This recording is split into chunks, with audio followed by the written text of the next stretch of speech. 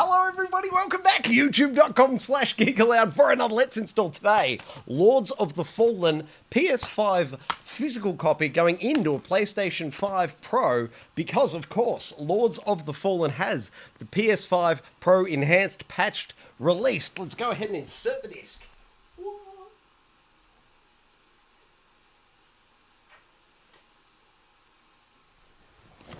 As the disc goes in, you can see it reading up the top. Nope, that way. Up there. Up the top in the middle. Hades is about to jump across one. There we go. Lords of the Fallen. We shall go ahead. No, we don't even need to hit copy.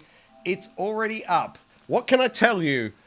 Lords of the Fallen. Now, from previous physical installs, I can quite confidently tell you that, in fact, we are downloading the full digital version of Lords of the Fallen, so it will include the most current patch. If it was installing from the physical disc, there would be two line items there. It would be the top one would be the physical disc, and the second line item would be the digital patch that it was concurrently downloading. However, as we can see, it's just one line item. We can say confidently that the physical disc that we just inserted is being used as an authentication key only, and we're downloading, 33.296 gigabytes from the PlayStation Network. While the game installs, we will have gameplay running for you. On the other side of that, we'll dive on into the settings menu and I'll make any recommendations for changes. If you're interested in our hands-on thoughts and impressions of Lords of the Fallen, we have covered it previously on the Gaming Enforcement Agency. That's our video games podcast here on Geek Aloud. But for now, let's check out some of that gameplay, shall we?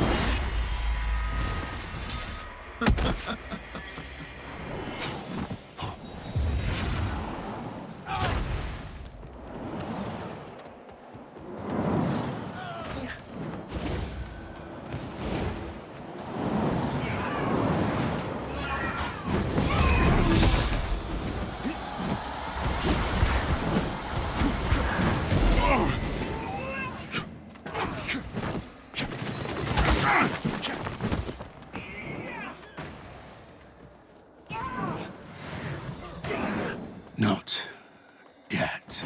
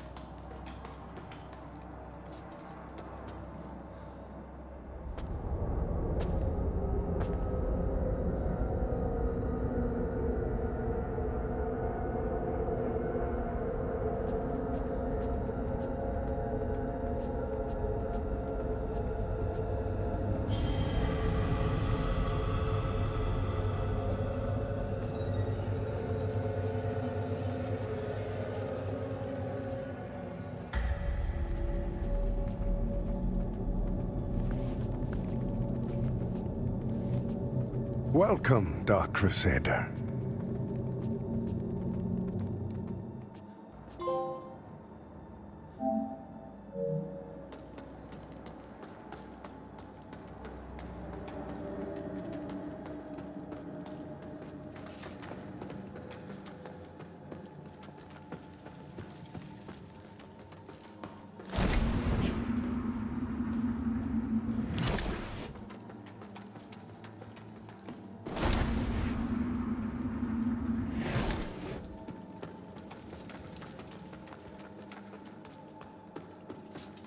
I had no doubt in my assessment of you, as one worthy of the monumental task which lies before us, Crusader. My name is Dunmire, and I am an exactor of the Dark Crusaders, the holy order of which you are now an honored member. The Church of Orient Radiance has assigned to me the duty of purging Mornstead of its Rogar blight, and ensuring the ancient tyrant Adir knows no liberation from his enduring imprisonment.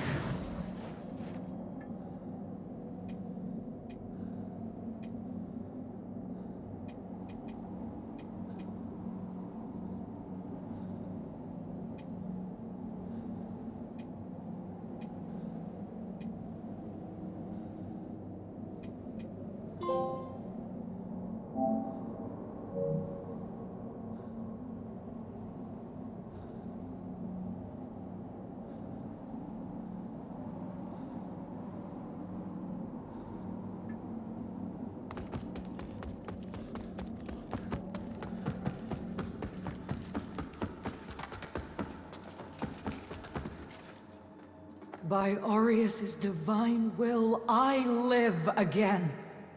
It's a miracle. And to think I raised my sword to you, when all along you were a divine instrument sent by him to deliver my death and rebirth and bring clarity. Forgive me, Lampbearer. I'm Pietà of the Hallowed Sentinels. And as Aureus sustains me, so too will I sustain you. Whether by making manifest your potential or through my healing blood, contained within the sanguinarics you carry. Should you find any saintly quintessences, bring them to me, and they can bolster the power of my blood further still. The beacons must be cleansed, the hallowed sentinels restored, and Adir's malignancy eradicated. Through whatever is to come, fellow chosen of Aureus, we stand together in service of him. Our holy work continues, Lampbearer. Fellow sanctified vessel, may Aureus' divine radiance flow through me and into you.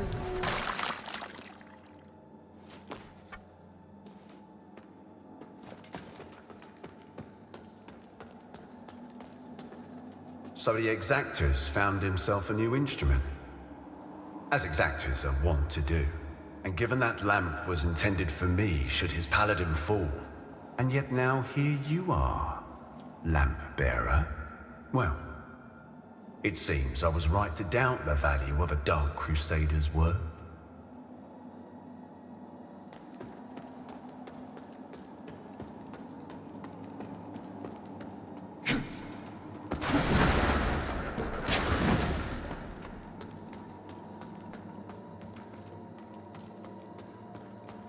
Look at you, a Dark Crusader, a lamp bearer, and a revenant to boot.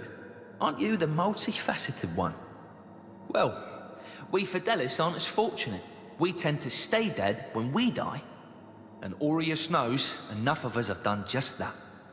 Anyway, like Nathaniel says, you keep looking back, you don't see the blade coming at your front. We set ourselves a task and we have to finish it.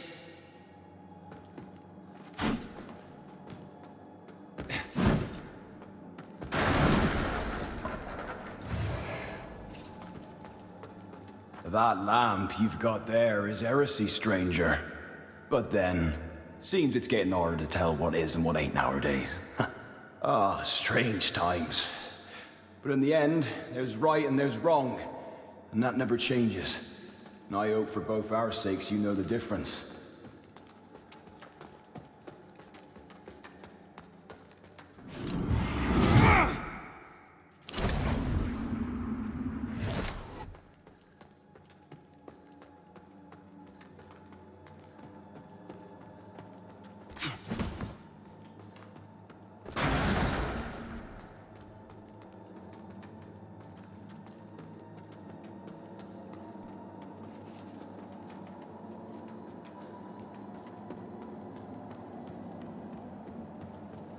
I'm Stoneman, captain of the Fidelis, a group of good men and women who've made a stand against the madness which has persisted.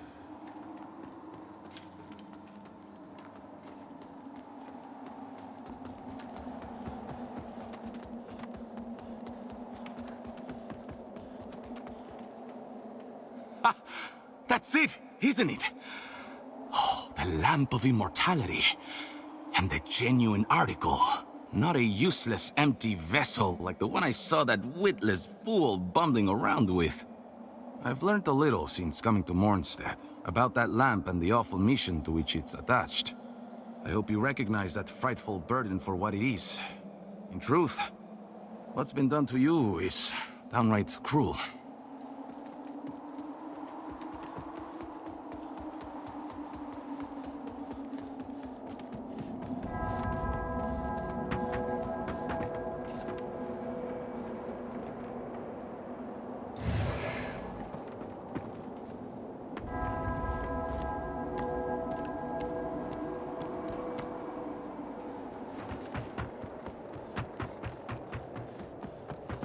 Careful, if you're headed for Pilgrim's Perch, friend.